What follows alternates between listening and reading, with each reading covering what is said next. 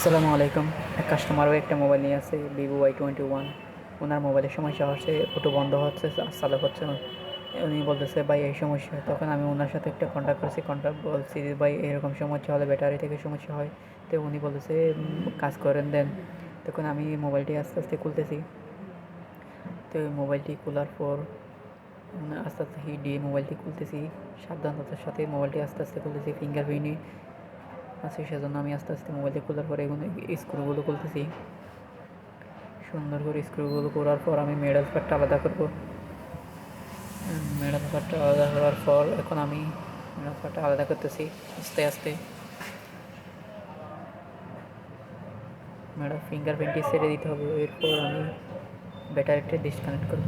Disconnect করার পর এখন আমি ব্যাটারির উপর যে স্টিকারটা তুলে ফেলবো। দেখুন না, এরপরে যে ব্যাটারির মধ্যে যে ফিউজটা আছে ওই ফিউজটা তুলে ফেলে এখন আমি জাম্পার করব। এই ধরনের সমস্যা নিয়ে আমাদের কাছে প্রতিনিয়ত এরকম মোবাইল আছে থেকে আমরা প্রতিনিয়ত এরকম সমস্যার সমাধান করে দিই। এখন ফিউজটা আমি তুলে ফেলে জাম্পারিং করে দেবো। আশা করি আমাদের কাজটি হয়ে যাবে। যদি আমাদের ভিডিওগুলো যদি আপনাদের ভালো থাকে অবশ্যই লাইক কমেন্ট শেয়ার করবেন। বিশেষ করে আমাদের ইউটিউব চ্যানেল আছে, ওটা একটু সাবস্ক্রাইব করে দিবেন। এখন আমি আবার করতেছি। ফিটিং করার পর চালু করে দেখবো আসলে আমাদের কাজটা হয়েছে কিনা। যদি কাজ না হয় তাহলে ব্যাটারি চেঞ্জ করে দিতে হবে। আশা করি আমাদের কাজটি হয়ে যাবে, কারণ এ ধরনের প্রতিনিয়ত সমস্যার সমাধান করতেছি।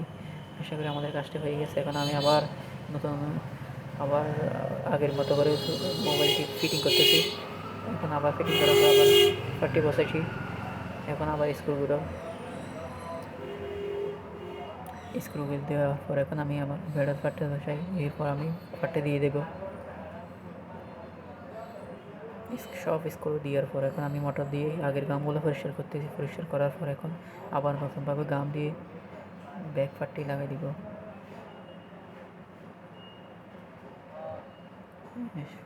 চারিদিক দিয়ে রড দিয়ে আমি সবগুলো পরিষ্কার করতে এখন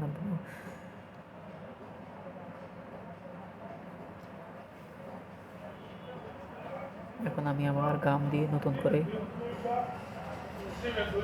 ব্যাক পার্টটি বসা দিয়ে সুন্দর করে সিম ট্র্যাকটা একটু ঢুকে দিয়ে এখন আমি আবার দিয়ে সুন্দর করে ফিটিং করতেছি।